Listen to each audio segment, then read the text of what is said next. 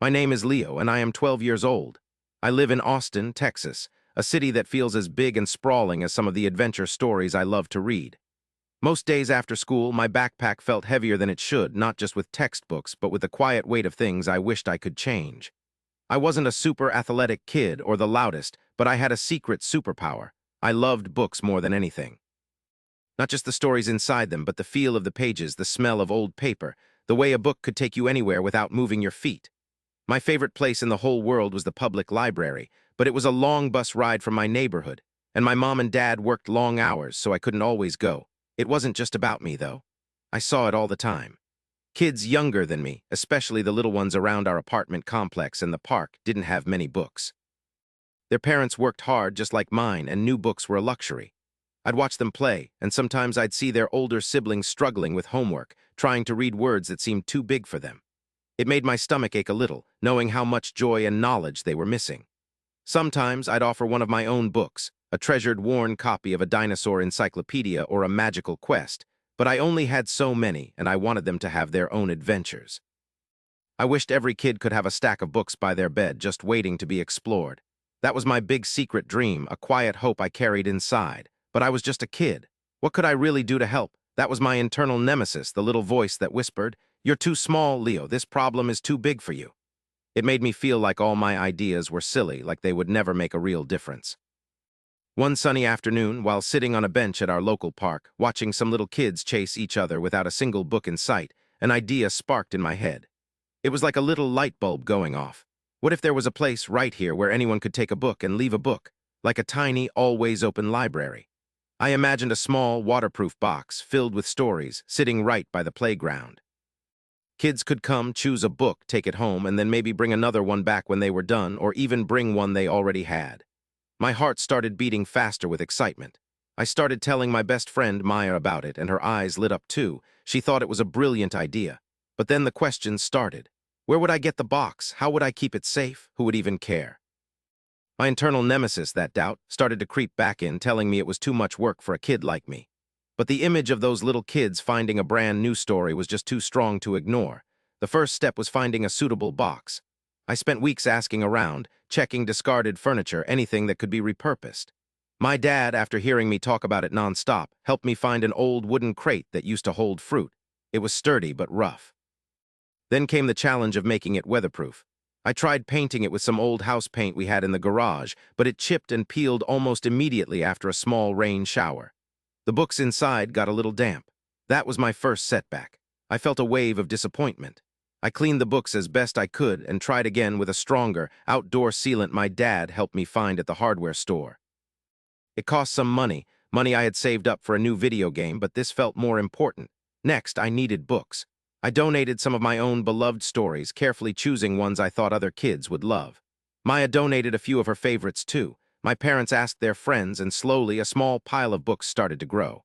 Getting permission to place the box was another hurdle. I approached the manager of our apartment complex, a serious lady named Mrs. Rodriguez. She listened patiently as I explained my idea, my voice wavering a little with nerves. She looked skeptical. "A box of books, Leo. Who will keep it neat? Who will stop people from just taking all the books?" She had a point. I didn't have all the answers, but I promised to take care of it, to check on it every day. She finally agreed with a sigh to let me place it near the communal garden just outside the playground fence. I carefully painted "Take a book, leave a book" on the side of the crate in bright, friendly colors. I found a nice flat rock to place it on, making sure it was level. For a few days, it was wonderful. I saw kids, their eyes wide with wonder, picking out books. Some even brought their own to leave. My heart swelled with pride. This was working. But then the real problems started. One morning, I found the box knocked over, its contents scattered. Someone had taken a permanent marker and scribbled all over the beautiful paint.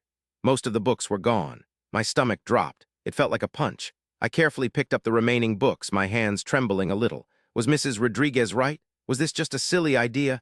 My internal nemesis was shouting now, telling me to just give up, that it was too much to handle. I spent hours trying to clean the graffiti, but it wouldn't come off completely. I repaired the box as best I could, adding a small latch to keep the lid closed.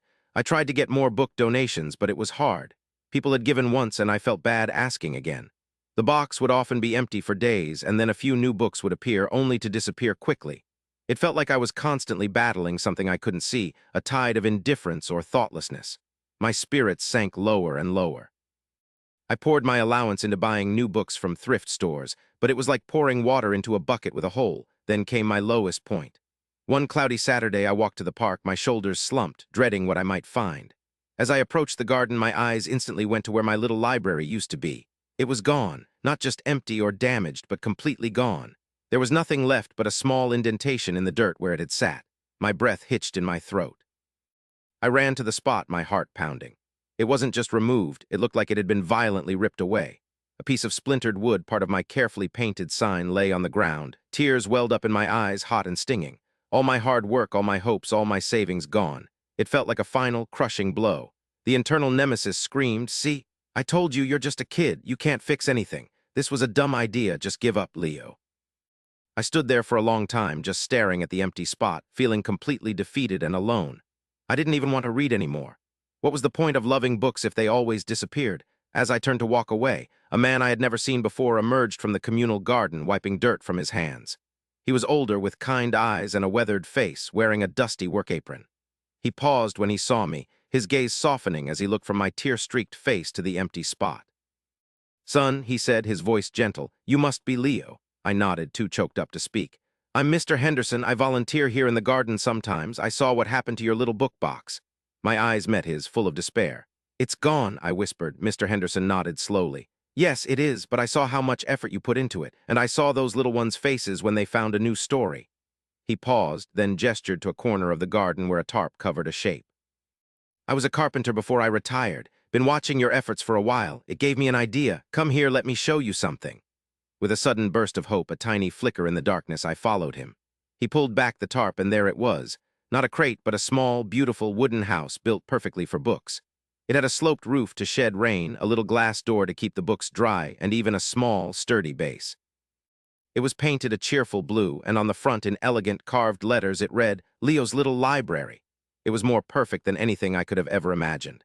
"I started building it a few weeks ago," Mr. Henderson explained. "After the last time your box was messed with, thought it needed to be a bit more permanent, a bit more loved."